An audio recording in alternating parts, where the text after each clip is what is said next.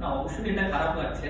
আর দিন শেষে তো আমরা প্লেয়াররা ক্রিকেট খেলি অবভিয়াসলি টাকার জন্য, এবং আমরা দেখেন যে দিন শেষে যদি পারিশ্রমিক না পায় এটা প্রত্যেকটা প্লেয়ারের জন্যই খারাপ।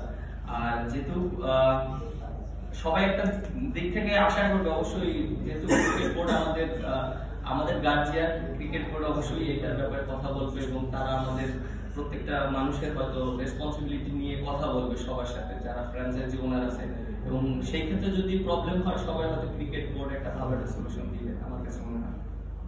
মিরাজ, এই যে বিষয়গুলো যে পেমেন্ট পাচ্ছে না অনেক দল, বিদেশি প্লেয়ারগুলো খেলতে আসছে না মাঠে, আপনার টিমে বিদেশি প্লেয়ার আছে, তাদের সামনে আপনারা কেমন এম্বারেসিং পরিস্থিতি পড়তে হচ্ছে?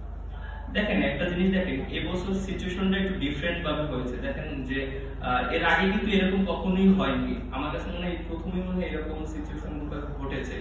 বাট সবাই একটু মানে এর ভিতর আছে, আপনি মানে